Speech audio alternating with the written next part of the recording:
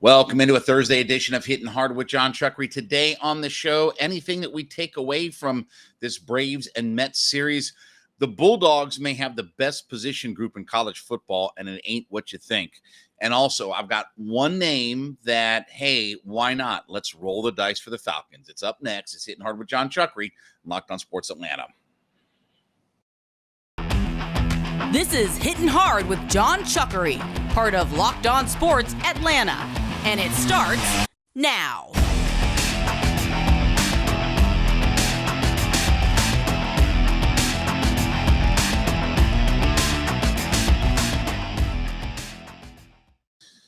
Welcome into a Thursday edition of Hittin Hard with Jon Chuckery here on Locked on Sports Atlanta. We ask you to head over to youtube.com. When you get there, put Locked on Sports Atlanta into the search browser, find our page, hit that subscribe button. Of course, free and available on all your favorite podcast platforms as well, including Spotify and Odyssey. Give us a 5-star review if you would. And of course, give me a follow on my personal Twitter page. That would be at JMCH316. Last night, I guess more yesterday afternoon, Braves and Mets wrapped up this little 3-game series, and Charlie Morton got beat around a little bit, gave up 4 runs, and that was it for the Braves. They gave up 7 last night, and they lose the series 2 out of 3 games to the New York Mets. Now, do we glean anything from this? Is there anything that we take away? The Braves right now for the season are 3-4 against the Mets. So there's still quite a bit of baseball to be played, right? You're going to play 19 times against the teams in your division. So there's still a dozen games that are left. Right now, I'm not really worried about what we've seen with Braves and Mets. I mean, the division will be decided by what those two teams do against each other head to head, right? Braves are about to start a 4-game set against the Washington Nationals before the All-Star break.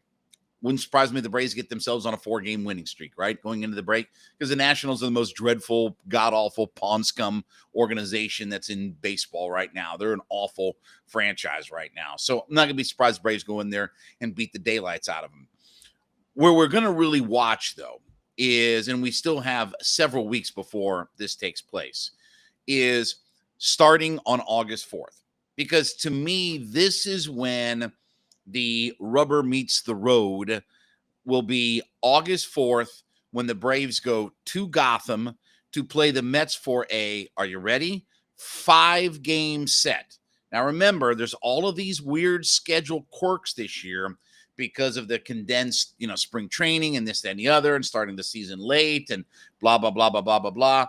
Now, the Braves will start a stretch where they go from August 2nd until August 9th, until August 7th, I should say, August 7th, where they're going to play all games in a row. So they're going to play 7 games in a row before they get their next day off, and right before that, they'll have a day off. So it'll be in the middle of a 7-game stretch.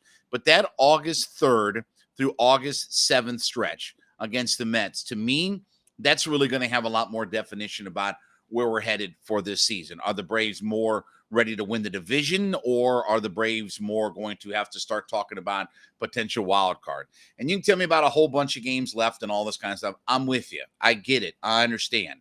But let's be honest. The Mets aren't going to lose to the Nationals and the Marlins and teams like that. They're not going to lose a whole bunch of series to those kinds of teams. The Braves aren't going to lose a bunch of series to these bad teams, right? And mostly the Mets and the Braves, by and large, have played through a lot of their toughest competition. Braves obviously have already made their West Coast trip. They played the Dodgers. They're done with the Dodgers, so they don't even see the Dodgers in the second half of the year. They've got plenty of matchups on their own against the Pirates and, the Nationals, obviously, and the Marlins and things like that. Philadelphia, another team, in the division. But this is still going to be decided on who goes and wins this series head-to-head. Now, we'll talk more about this here in just a second, but let me talk to you about my friends over at BlueNile.com. It is summertime. Love is in the air, right? You may be thinking about getting engaged. No better place to put together that custom engagement ring than BlueNile.com. You're looking for an anniversary gift. You got a birthday coming up, something just you want to celebrate your love with somebody. No better place to go than BlueNile.com. A couple of awesome things that they have right now are, if you're looking to get engaged, use the Build the Engagement Ring of Your Dreams. Use that tool that they have online at BlueNile.com. You can choose the shape, size, clarity, and setting style of your diamond, and also get that perfectly handcrafted engagement ring, one of a kind, unique, obviously. And if you got somebody that you want to share a special moment with, anniversary, like I said, birthday, whatever like that, 24/7, there's experts on hand. You go to BlueNile.com. You can talk to one of their online experts 24/7, and they can help you figure out the perfect gift. We've got a special going right now for our Locked On Atlanta Sports listeners. That is $50 off, $500 or more. So if you're a Locked On Sports Atlanta listener, you want to get $50 off, $500 or more over at BlueNile.com. You use the code Locked On, LOCKEDON, Locked On, LOCKEDON. Go there now, put that code in when you get ready to check out. Every order, is insured, ships free, and it arrives in a discreet package, so you don't have to worry about her knowing exactly what it was that you bought or any kind of tips or anything like that to let her know something special is up right now. So use the code Locked On, LOCKEDON. Use that code, get $50 off your first $500 order, and she's going to love what you have for her out there. BlueNile.com is the place to get your jewelry with it. So, look, between now, the All-Star break and things like that, look, the Braves have Washington to finish up the first half of the season. They'll host the California Angels. Then it's at Philly, Arizona, Philly. So you're getting a bunch of these teams before you get yourself ready for the Mets. And again, they'll see the Mets come middle of August as well. So you're going to have a stretch where you're going to have 9 games with the New York Mets in the month of August. To me, that's more where this division is really going to be decided, especially starting with that 5-game road trip up in New York and Gotham to take on the Mets. 3 and 4, okay, it sort of is what it is at this point. It's hard to get too panicked about anything when we're not even at the All-Star break yet and this, that, and the other. Would you have liked to see the Braves keep home field advantage and protect their home field against the division leaders? Yes. And the Braves are going to have some work to do. Braves are only 2.5 games out, but again, when you're not playing the New York Mets, you have to win while they have to lose, right? So you have to hope that they're going to lose to whatever vagabond team and such that they're playing out there. So not really much to be concerned about. Obviously game 1 against Max Scherzer, and this is where it's going to be very interesting, is now the Mets have Scherzer back. Now they're expecting to get DeGrom back, right? Probably sometime after the All-Star break, DeGrom will pop his head up and, make his 4 or 5 starts before he goes back on IR again. But anyway, that is a bit of a game changer, a bit. I mean, obviously, if DeGrom is healthy and he can pitch like he normally does, yeah, it's a big game changer. And you saw how good Max Scherzer was. But you've got plenty of opportunity to try to take care of your business head-to-head against the Mets. So the month of August is going to be, to me, really kind of that telltale sign.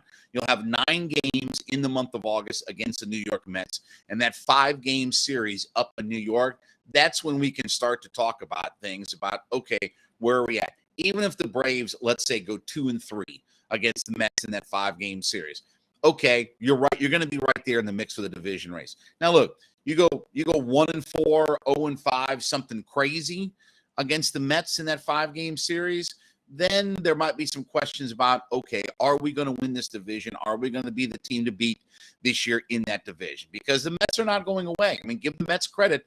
They've handled their business against the Braves. When they've had to line up against the Braves this year, they've handled their business. They're 4-3 against the Braves. So they've done what they needed to do, right?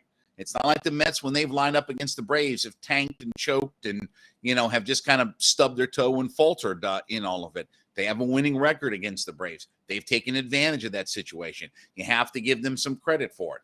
But we do have a long way to go.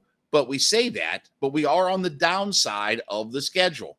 Maybe a long way to go because it's a 162-game season, but there are less games to play than what have already been played. And that month of August, in that 9-game set, and especially the 5 up in New York, that'll give us a much better flair and taste and feel and look and touch and all that kind of stuff about where this division is headed. All right, when we come back, the Bulldogs may have the best position group in all of college football, and it may surprise you where it is. Talk about that next on Hittin' Hard with Jon Chuckery on Locked On Sports Atlanta. Welcome back into Hittin' Hard with Jon Chuckery here on Locked On Sports Atlanta. Remember, head over to youtube.com, find Locked On Sports Atlanta in your search browser. When you get to that page, hit that subscribe button, leave us a comment there. Of course, free and available on all your favorite podcast platforms, including Spotify and Odyssey. Leave us a 5-star review. Give me a follow on my personal Twitter page. That would be at JMCH 888-866-9316. Pro Football Focus came out with a list the other day, yesterday, I believe, of the top 25 tight ends in college football. Preseason ranking, top 25 college tight ends, okay?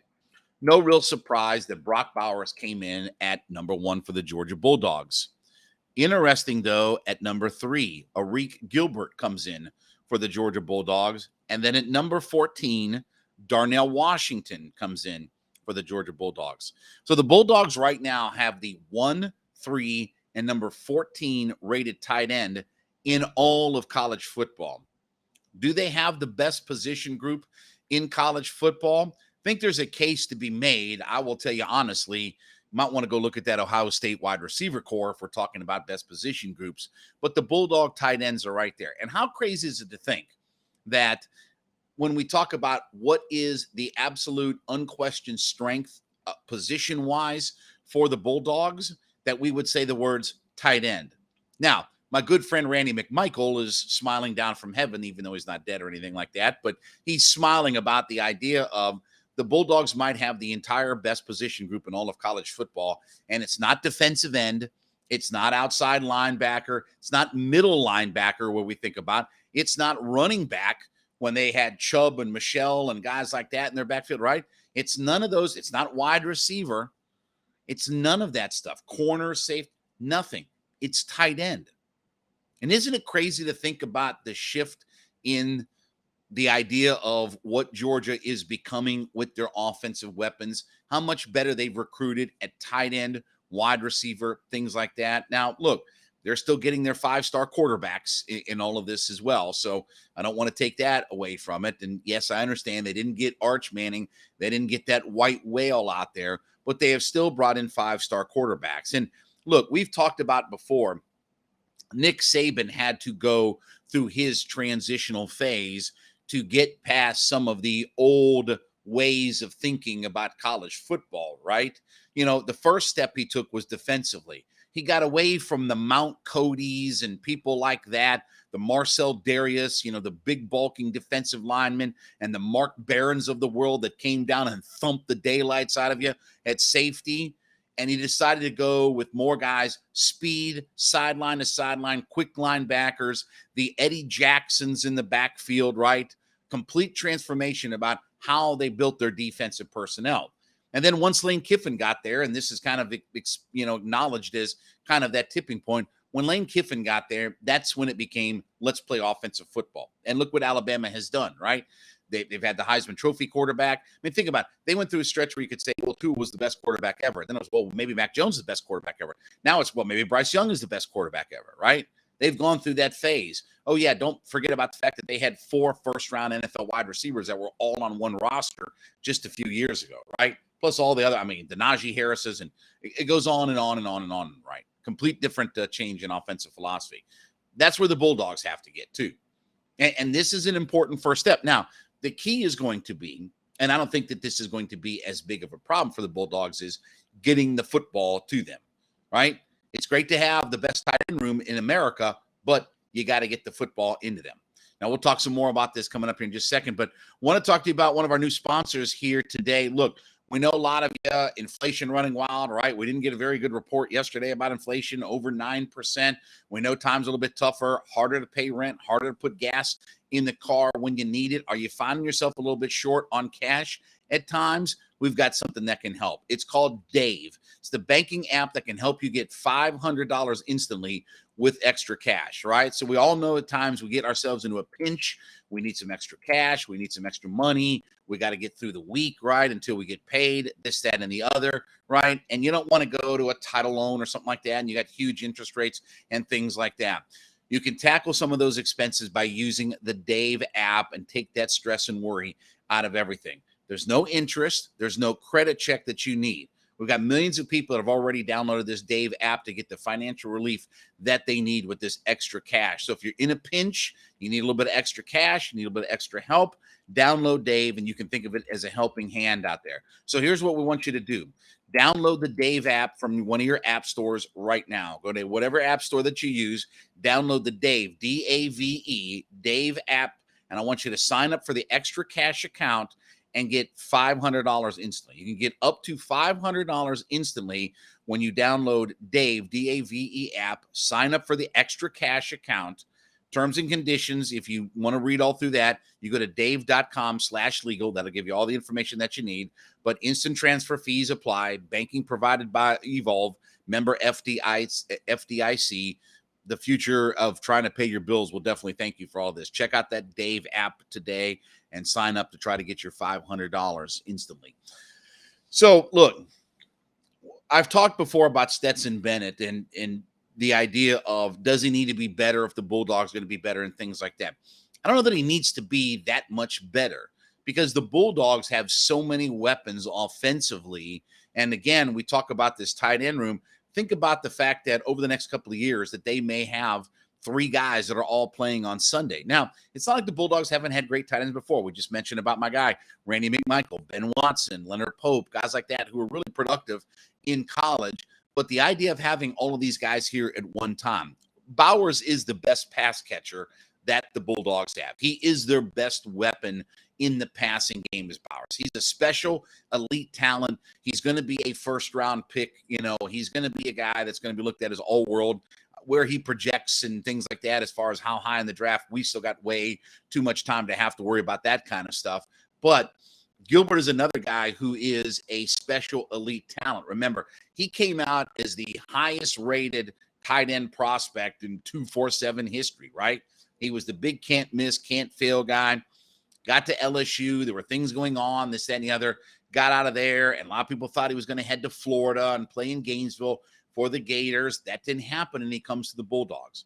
And now, hopefully, after what's been certainly an underwhelming collegiate career, he's going to get himself and his life and everything else back on track and focused in on trying to be a great football player because he's got all the ability in the world. He could be, you talk about guys who could be breakout stars in the world of collegiate football. If Gilbert is right and he can be a part of this offense, Gilbert has all the ability in the world to be one of the breakout talents. Now, again, there's a lot of ifs that come along with that, but Gilbert is not short on talent when it comes to being an elite pass catcher. So you add in Darnell Washington in that mix, who I don't want to say is the forgotten guy, but still one of the top tier talents in the world of college football. Georgia's tight end room is loaded for bear. And there's no reason to think that Bennett, Monken, the way that their offensive philosophy is set up and this, that, and the other. Look, the Bulldogs are still going to be a run-first type of team, right? As long as Kirby Smart has some, say in the idea of what's going to be called, they are going to have a more run-first type of philosophy. That's not necessarily a bad thing. And I'm not saying that they're going to get in the I formation and they're going to be all run, no pass. But they want to build off of their identity of being a run team, right? Even Clemson and things like that for their great quarterbacks, they've been a more run-first team because the Wayne Gallmans and the Travis Etiennes and things like that of the world, they have set their identity up as we're going to build everything off of our running game. There's nothing wrong with that by doing that in college football with the Georgia Bulldogs, but they have all of those weapons on the outside, and certainly they have those weapons at tight end. So it's crazy to think about where we're at with Georgia football, that when we talk about, hey, Georgia has the best position group in college football, you would immediately think linebacker, defensive line, corner, right? Maybe offensive line. You wouldn't think tight end. I would tell you could probably roll through every position group thought in the country and not realize how good Georgia's tight ends are, but that's where they stand right now. That's a real strength of their team.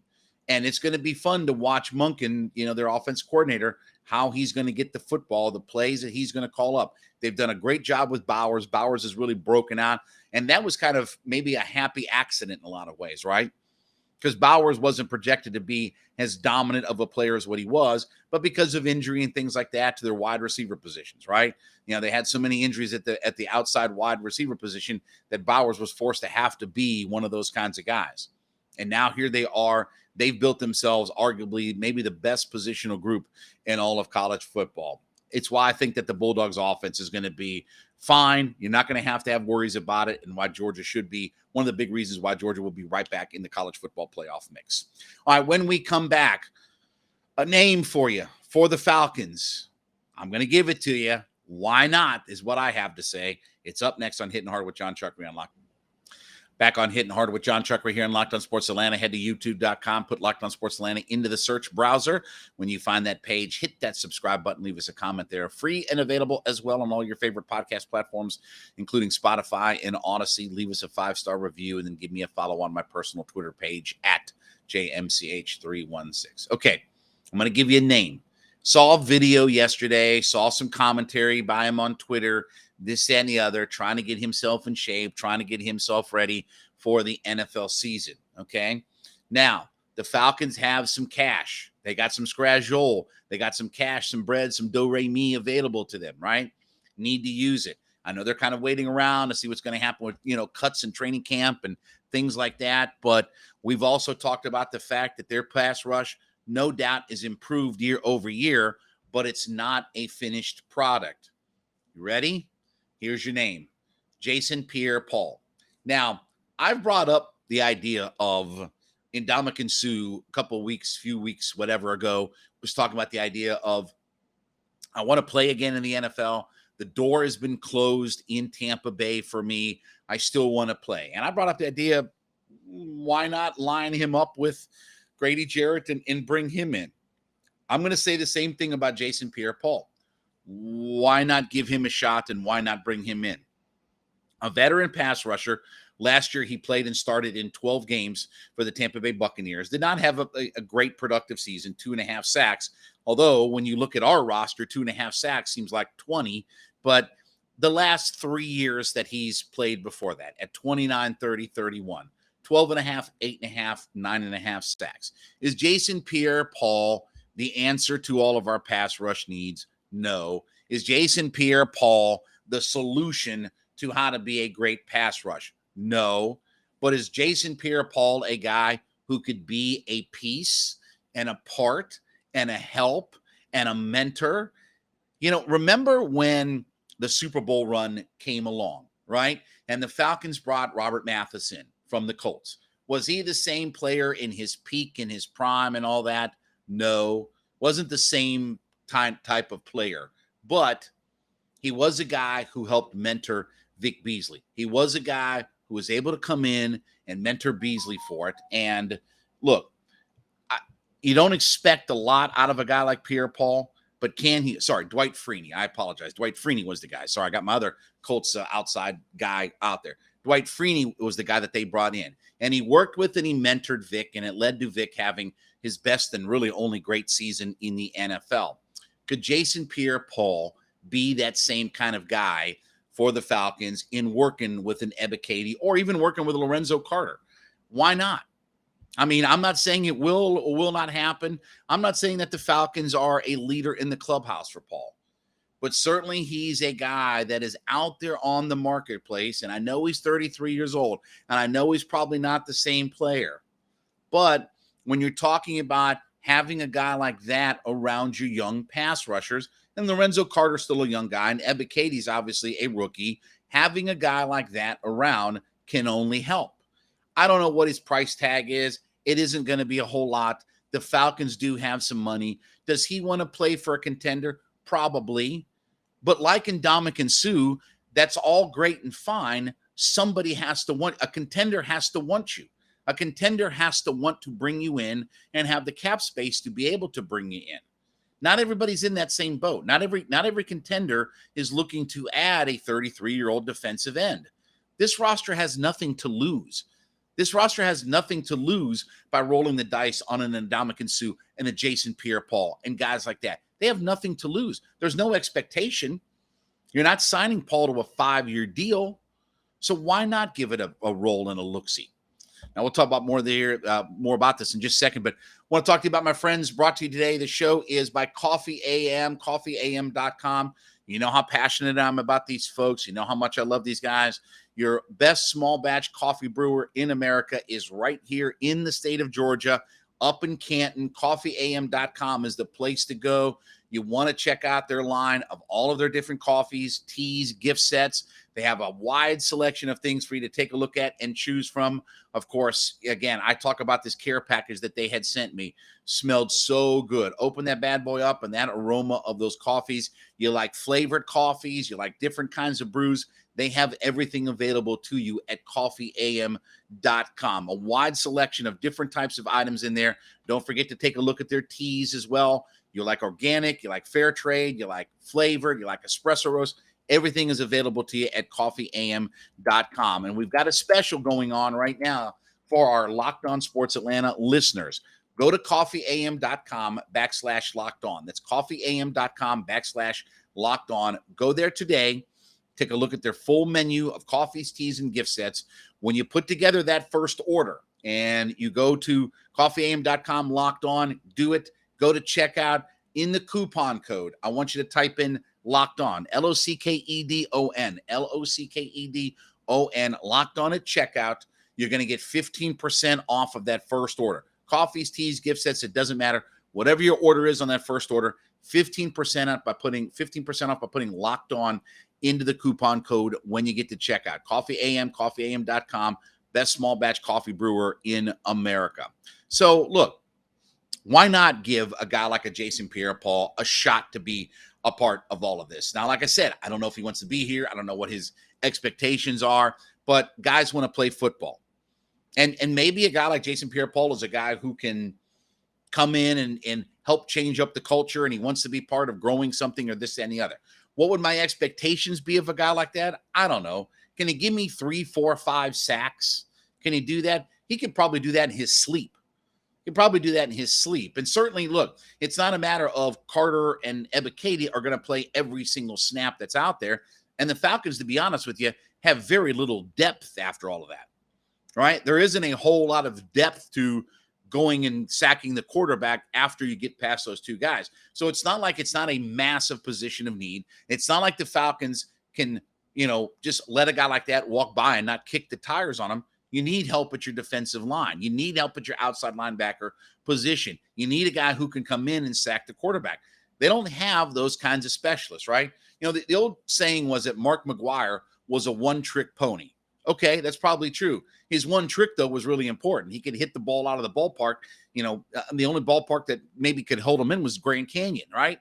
So, I mean, you sometimes need a guy who can be like that. I'm not asking Jason Pierre-Paul to come in and stop the run and be a run stuffer and do this and do that and go cover guys, whatever like that. You ask Jason Pierre-Paul to come in and do one thing for your team. That's stand on the outside. You see that quarterback, you go get him, you go tackle him, and make him come up and stand up and look out his ear hole when he's done. That's what you want out of a Jason Pierre-Paul. So, again, when we're talking about guys that we should kick the tires on, there aren't a lot of great names, okay? You're not going to find some young super stud. Look, Justin Houston the other day, that was a guy I would have liked to have kicked the tires on, but he signed back up with the Ravens. You're going to have to get creative.